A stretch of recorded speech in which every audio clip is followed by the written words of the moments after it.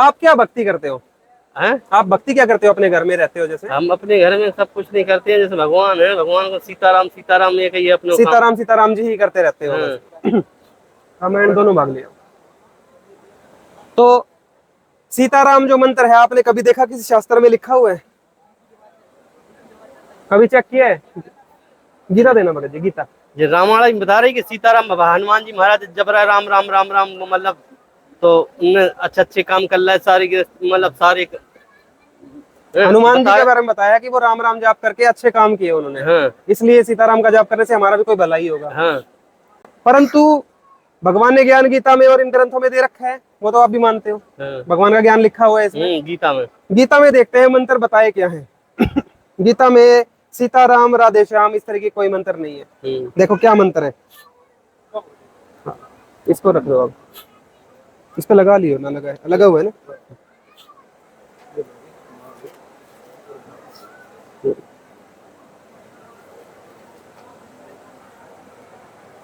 ये देखो, ये पवित्र गीता जी है, भगवान ने ज्ञान दिया हुआ है अपने मुख से। उसमें बताया है अध्याय 8 श्लोक नंबर 13 आप पढ़ रहे हो। ओम इति एकाक्षरम ब्रह्म व्याहरण माम अनुस्मरन यह पर्याति त्यजन देहम स याति परमाम गतिम। ओम इस एक अक्षर रूप ब्रह्म को उच्चारण करता हुआ, मुझ ब्रह्म का चिंतन करता हुआ जो शरीर त्याग कर जाता है वो मेरे वाली परम गति को प्राप्त होता है। अर्थात ब्रह्म, ब्रह्म से क्या गति होती है? ब्रह्म लोक। और वो भी किसके जाप से है? ओम के जाप से। तो गीता जी में जो भक्ति की शुरुआत है वो ओम के जाप से बताई है, इससे नीचे तो कोई मंत्र ही नहीं बताया। हाँ तो हम कुछ बोले नहीं, बताऊंगा आपको और दिखाऊंगा। और गीता जी में एक और चीज दिखाई है, एक और मंत्र बताया है, दिखाता हूं।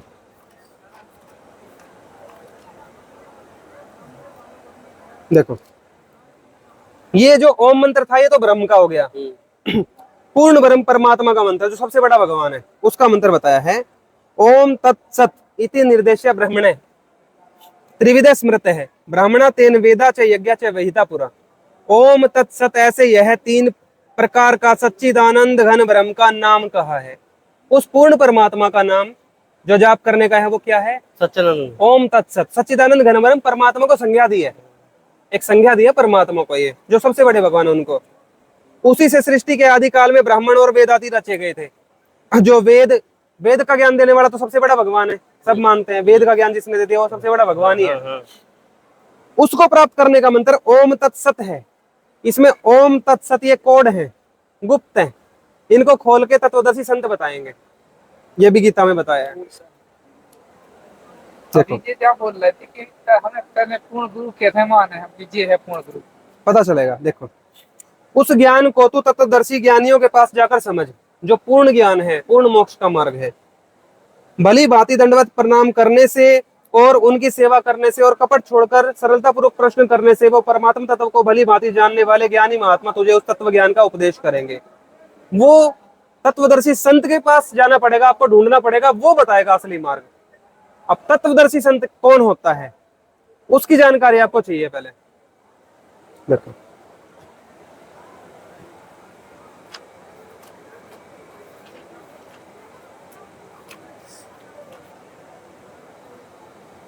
ये है गीता जी अध्याय 15 श्लोक नंबर 1। इसमें बताया है ऊर्ध्व मूलम आदय शाखम प्रारूप एवं अश्वत्थ ऊर्ध्व मूलम आदय शाखम अश्वत्थम प्राहु एवं छंदासी यस्य प्रणानी यस्तम वेद स वेदविद। यह संसार उल्टा लटका हुआ पीपल के वृक्ष के समान है। इसका स्वरूप परमात्मा रूपी अविनाशी जड़ तो ऊपर की तरफ है, नीचे कुछ और विभाग हैं और 3 शाखाएं होती हैं। और जो इस पेड़ को, पूरा संसार रूपी पेड़ को खोल के बता देगा वो तत्वदर्शी संत है। आपको दिखा के लाए होंगे प्रदर्शनी, आपने देखा वहां पे उल्टा लटका वो पेड़ दिखा रखा है। आप बहुत तीर्थों पे गए हो, कभी किसी ने समझाया कि गीता में ऐसा बताया है? नहीं। तो तत्वदर्शी संत एक ही होता है पृथ्वी पे एक टाइम पे, वो संत रामपाल जी महाराज हैं। उन्होंने वो बताया है जो गीता में तत्वदर्शी संत की पहचान है। ये है संत की पहचान। वही संत वेद के तात्पर्य को जानने वाला है, अर्थात तत्वदर्शी संत है। और कोई जानता भी नहीं है, बाकी सब अटकल लगाते हैं, देवी देवताओं तक उलझे रह जाते हैं। अगर किसी ने ये तत्वदर्शी संत वाला काम किया हो दूसरा तो हमें भी बता देना। नहीं। है ही नहीं, एक ही है, एक। बाकी मुंह से कुछ भी बोलते रहते हैं, आपको ग्रंथों से कोई ज्ञान नहीं देंगे वो।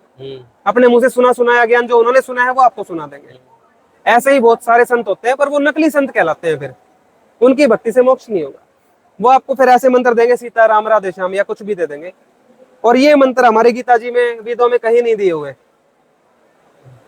हमें साधना शास्त्रों के अनुसार करनी चाहिए या अपनी मर्जी से करनी चाहिए? सोचो, वेद के, वेद गीता वगैरह के अनुसार ही करनी चाहिए।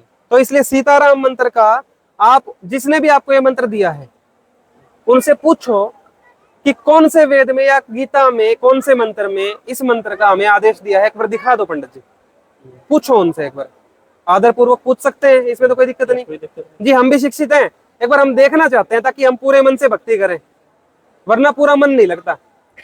आदमी डाउट में रहता है, यार वो राधा राधा जाप बता रहा था, वो राम बता रहा था, कोई कृष्ण बता रहा है, कोई ओम बता रहा है, कोई ओम नमः भगवते वासुदेव बता रहा है, कोई ओम नमः शिवाय बता रहा है। असली मंत्र है क्या जो करना है मुझे?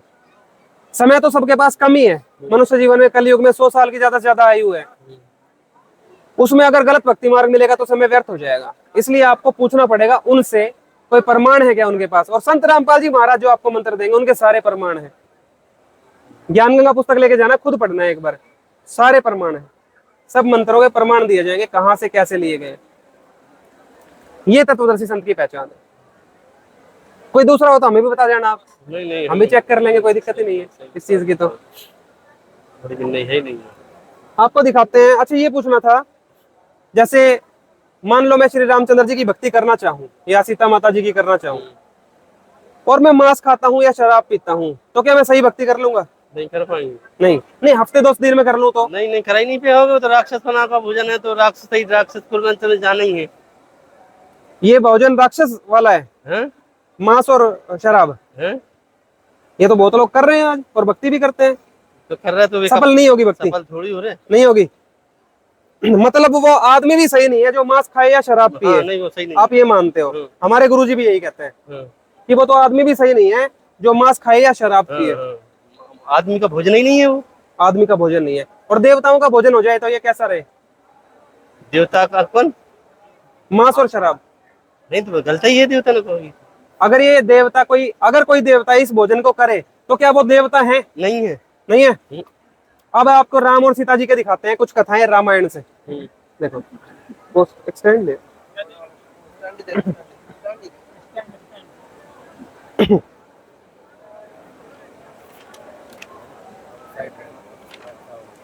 रामायण पढ़ी है आपने कभी? नहीं पढ़ी। सुनी है। बलि देने वाला भी कई मंदिरों में चलता है, वो कैसा काम है? गलत है। गलत है? बलि देना गलत है? गलत है बलि देना, किसी का हत्या मस्जिदों में मुसलमान देते हैं बलि, बकरे को, तो वो भी तो गलत है, सब गलत है जो बलि दे मार देते हैं काट के। और हिंदुओं में नहीं पा रहे तो मार का रहे। हाँ, ये बात सही है आपकी। आप जन्म तो दे नहीं सकते, किसी को जिला नहीं सकते, तो आप मार कैसे सकते? मार कैसे सकते? अपराध है मतलब। अच्छा, ये अपराध हमारे देवता करते तो क्या रहे? नहीं तो वो भी गलत है, देवता कैसे मानो जाए बिना? बिल्कुल सही बात है। देखो, राजा दशरथ जी की एक पुत्री थी शांता, सुना है आपने कभी? सुना है शांता के बारे में? शांता ने लव मैरिज कर ली थी और वो चली गई थी, पता होगा आपको ये भी। शांता ने तो लव मैरिज कर ली, प्रेम विवाह किया श्रृंगी ऋषि के साथ, और वो चली गई थी। कोई बात नहीं। फिर राजा दशरथ जी ने पुत्र प्राप्ति के लिए यत्न किया कि पुत्र होना चाहिए मेरे को, तो पुत्रेष्टि यज्ञ करवाया था। सुना है आपने? पुत्रेष्टि यज्ञ में कितनी बलि दी गई वो देखो।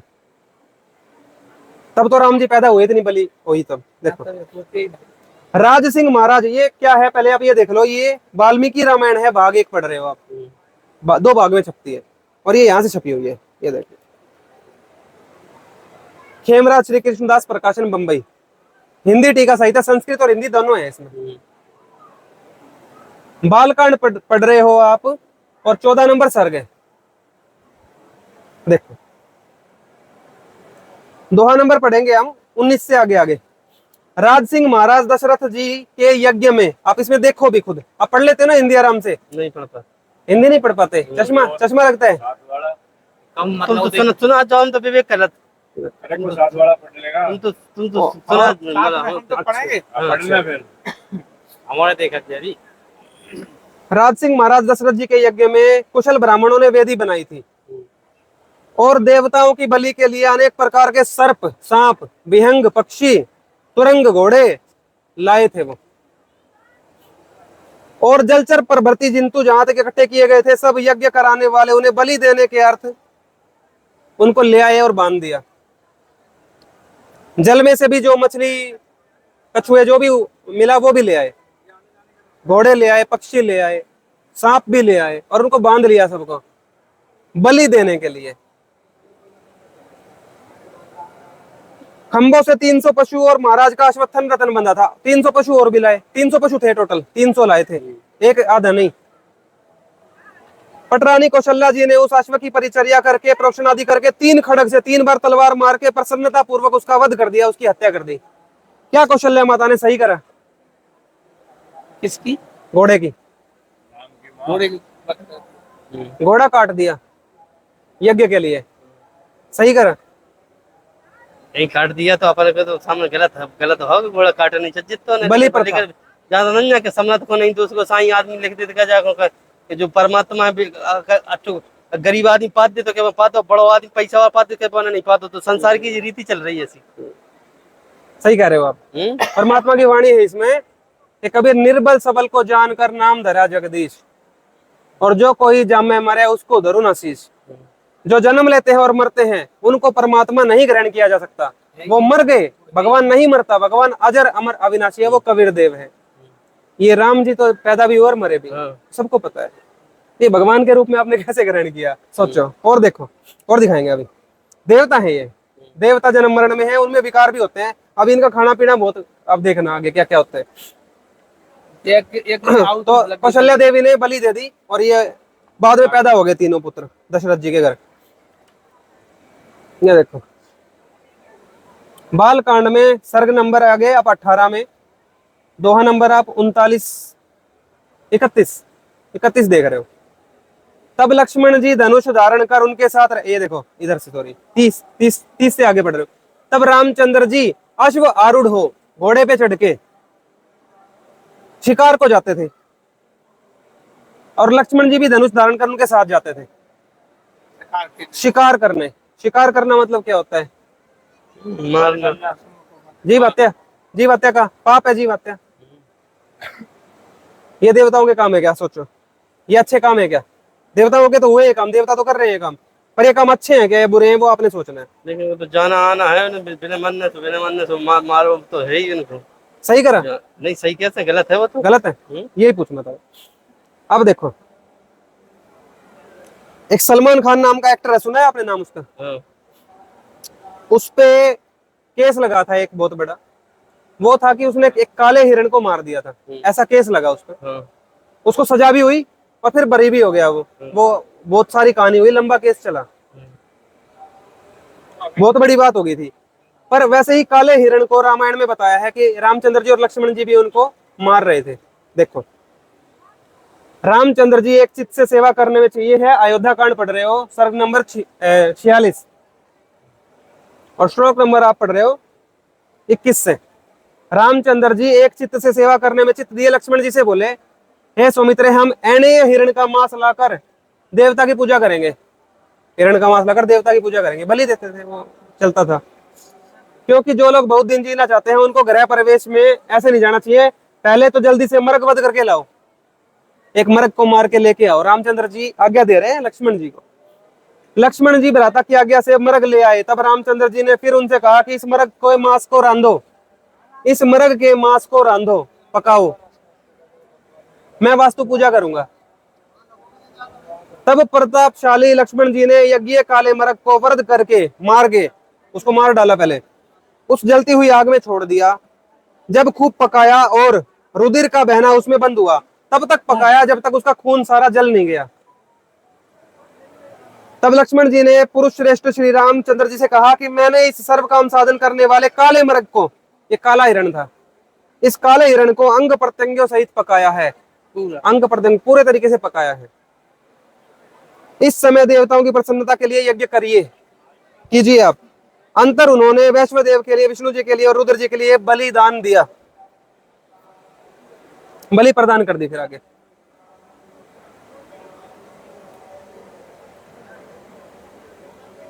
मांस द्वारा भूत गणों की तृप्ति साधन करके पर्णशाला में प्रवेश करने का संकल्प करते हुए सीता, रामचंद्र जी, लक्ष्मण सब मिलकर उस वृक्ष के पत्तों से छाई हुई उचित स्थानों में प्रतिष्ठित की हुई मनोहर कुटी में वास करने के लिए प्रवेश करते हुए, ये इनका गृह प्रवेश था। उसमें काले हिरण को मार के बलि दी गई थी, उसका मांस भी प्रयोग किया गया। सोचो ये अच्छे काम है क्या, आपने सोचना। और दिखा देते हैं। ये कहानी आपने सुनी है। रावण का मामा था मारीची, और वो राक्षस का वेश वो राक्षस जो है मृग का वेश बना के आया, और सीता जी को उन्होंने हरण करना था रावण जी ने। वो घटना क्या हुई थी वो देखो एक बार। तो जब वो हिरण भागा ना आगे से, तो रामचंद्र जी क्या कह रहे देखो। धनुर्धारी नृपति गण महावन में शिकार करने के लिए प्रवृत्त हो, मांस के लिए अथवा विहार के लिए बहुत मृगों को मार डालते हैं। अरे राजा लोग तो ऐसे ही मारते हैं मृगों को मांस के लिए। इस कारण से इस मृग के वध करने में कुछ दुविधा करने की आवश्यकता नहीं है, इसको भी मार देंगे। सुमध्यमा जानकी जी हमारे साथ इस मृग रत्न के श्रेष्ठ व सुवर्ण में चरम पर बैठेंगी। कह रहे हैं कि सीता जी के साथ में मांस तो अलग प्रयोग होगा, मांस तो हो गया, चलो जो भी होगा। कह रहे हैं इसके चरम पर, इसके चाम निकाल के हम इसके ऊपर बैठेंगे जानकी जी के साथ। ये सही है क्या? सही है ये? सोचो, उस लिए गए थे हिरण को मारने के लिए। आगे क्या हुआ, जब हिरण को मार डाला, उस काल मृग रूपी राक्षस को मार डालकर और इसका इस प्रकार चिल्लाना सुनकर विषाद के मारे तीव्र भय से रामचंद्र जी भयभीत हुए। पहले तो भीत हुए रामचंद्र जी, पहले तो डर गए जब वो चिल्लाने लगा। राक्षस तीर मार दिया आगे जाके मृग समझ के, पर वो चिल्लाने लगा। अब रामचंद्र जी राक्षस को तो ला नहीं सकते थे घर पे, मांस और चामूस का तो प्रयोग कभी सुना नहीं हमने राक्षस का। तो उसके पीछे वह एक और मृग को मारकर, एक और मृग मारा उसके बाद घर जाते हुए, और उसका मांस ग्रहण करके शीघ्रता से जन स्थान की ओर चले।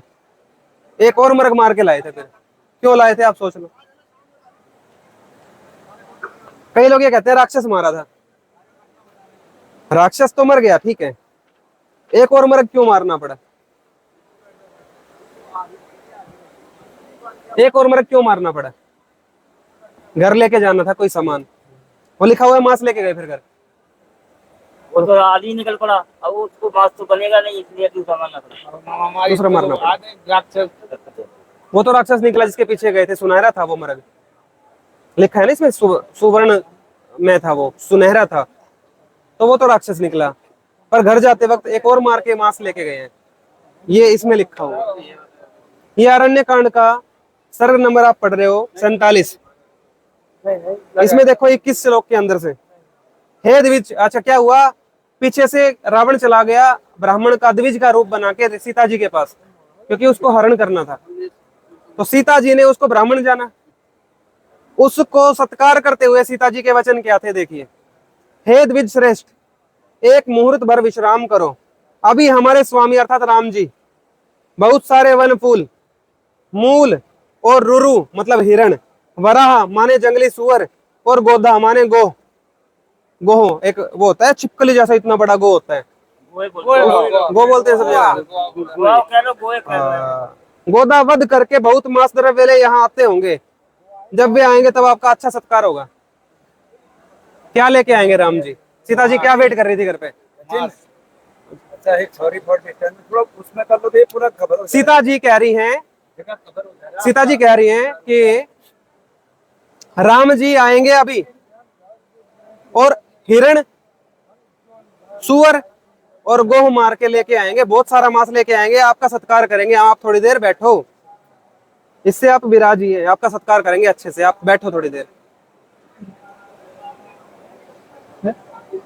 कुछ डाउट है इस चीज में? क्या खाना पीना हो रहा है यहाँ पे? अभी खत्म हो जाएगा डाउट। देखो ये गलत है, ये खाना पीना गलत है। ये ऐसा खाना पीना अगर हो किसी का तो वो गलत है। आप भी कह रहे हो, हम भी यही मानते हैं। संत रामपाल जी महाराज कहते हैं कि मांस खाने वाले तो प्रत्यक्ष राक्षस के समान माना गया है। मांसाहारी आत्मा कभी न उसका मोक्ष नहीं होता, भक्ति सफल नहीं होती, जैसे आप भी मानते हैं, हम भी मानते हैं। ये इसी वाल्मीकि रामायण का भाग 2 आ गया। अब जब हनुमान जी सीता माता की खोज में गए थे, तो सीता देवी ने पूछा माता जी ने कि हनुमान जी मेरे स्वामी राम कैसे हैं। तो हनुमान जी ने वचन सुनाए थे कि कितने दुखी हैं। रामचंद्र जी बहुत दुखी थे, ऐसा श्री रामचंद्र जी ने बताया, हनुमान जी ने बताया माता जी को। उन्होंने बताया, ये आप पढ़ रहे हो सुंदर कांड अध्याय 36 सर्ग नंबर 36 और 40 से आगे पढ़ रहे हो। श्री रामचंद्र जी मांस भोजन मधुपान को त्याग करके वन के नियम अनुसार नित्य संध्या के समय अन्न आहार किया करते हैं। कह रहे हैं मांस भोजन श्री रामचंद्र जी ने छोड़ दिया है और मधुपान शराब पीना भी छोड़ दिया है। बहुत दुखी है। और अब वो अन्न आहार करने लग गए हैं, इतने दुखी हैं। ये हनुमान जी के वचन है सुंदरकांड के अंदर। हमें नहीं पता हनुमान जी झूठ बोलेंगे क्या, आप सोचो क्या हनुमान जी झूठ बोलेंगे, वो आपने सोचना है। इसमें लिखा है, बस हम पढ़ के सुना रहे हैं, हमारा कोई विचार नहीं है, सच है झूठ है फैसला जनता ने करना है। रामायण सच्ची है क्या, क्या रामायण सही है या नहीं है। सुंदरकांड सर्ग 36 है और श्लोक नंबर 40 से आगे आप पढ़ रहे हो। श्री रामचंद्र जी मांस भोजन और मधुपान को त्याग करके वन के नियम अनुसार अब नित्य संध्या के समय अन्न आहार करते हैं, इतने दुखी हैं। सोचो, मांस खाना और शराब पीना छोड़ दिया है, ऐसा लिखा है। मैं आपको बताता हूँ, संत रामपाल जी महाराज जी की शरण में 2016 में दया हुई परमात्मा की, तब आया। उससे पहले मैं भी ये गलत चीजें खाता पीता था। तो मैं आज ये कहता हूं किसी को कि मैंने छोड़ दिया गुरु जी की शरण में आने के बाद, ठीक है, मैं ये कह सकता हूं। यहां हनुमान जी कह रहे हैं कि आपके आने के बाद श्री रामचंद्र जी ने छोड़ दिया है, मतलब उससे पहले तो होता था ये काम। छोड़ता कौन है, जो करता है वही तो छोड़ता है, ये तो क्लियर हो गया। हनुमान जी झूठ क्यों बोलेंगे। पर दुख की बात यह है, इतने ही समय छोड़ा जितने समय तक सीता जी से वियोग रहा, उसके बाद फिर शुरू हो गया, उसका भी प्रमाण है। जब रावण को मार दिया, सीता माता उनके पास आ गई थी, सारे काम हो गए, तब लंका में एक जलसा हुआ था, एक जश्न मनाया था, पार्टी करी थी एक तरह की, दिखाते हैं उसमें क्या क्या घटना हुई। देखिए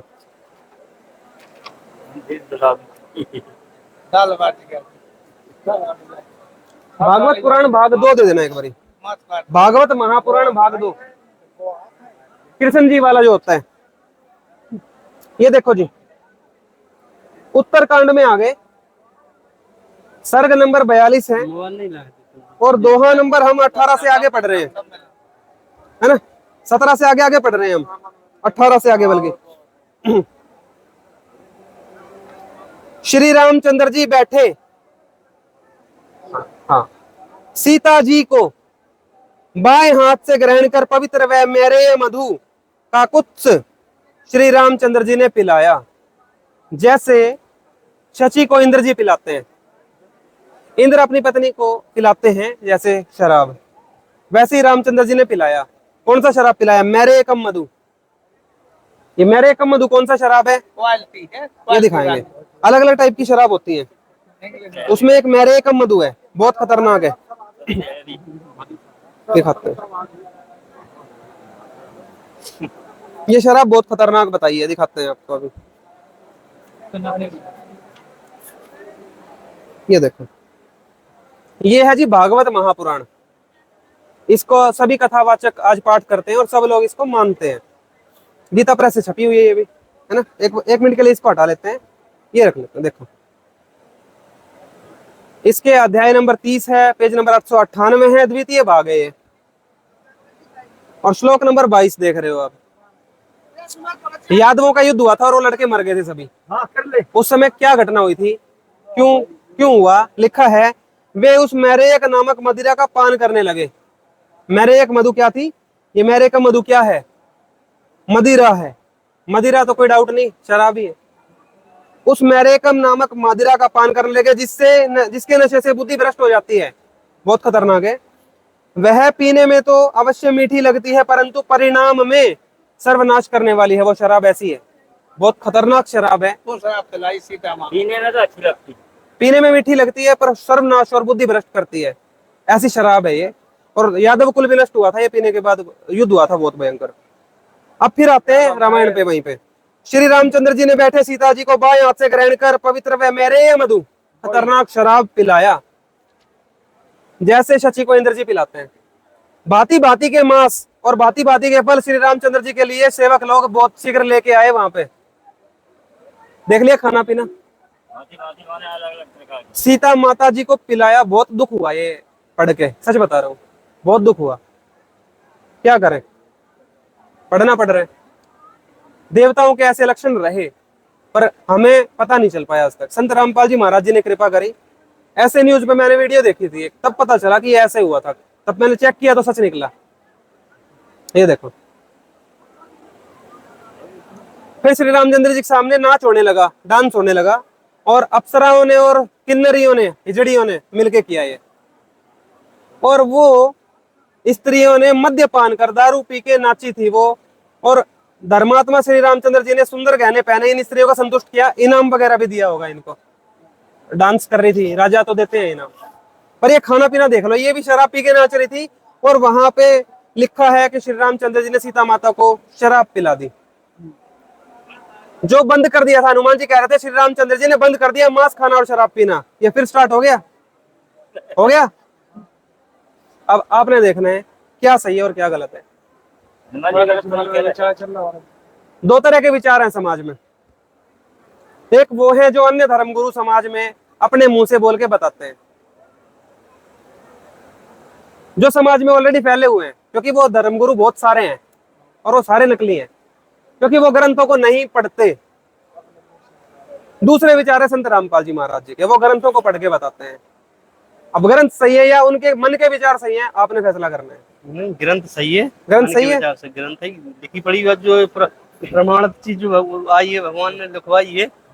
तो अब आप सोचिए, तो वो सही है। अब आते हैं वहीं पे। हमने आपसे सवाल किया शुरू में, आपने बोला वो तो मनुष्य भी अच्छा नहीं है जो मांस आहार करे और शराब का पान करे।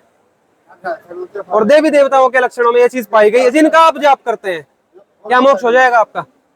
अब आप सोचो, बेगुणा है वो तो। हो जाएगा सीताराम जी का जाप करने से मोक्ष? और सीताराम का जाप कहीं गीता में, वेदों में नहीं दिया हुआ। गीता में मंत्र बताए सही सही, वो गुरुजी देंगे आपको, वो भी खोल के तरीके से।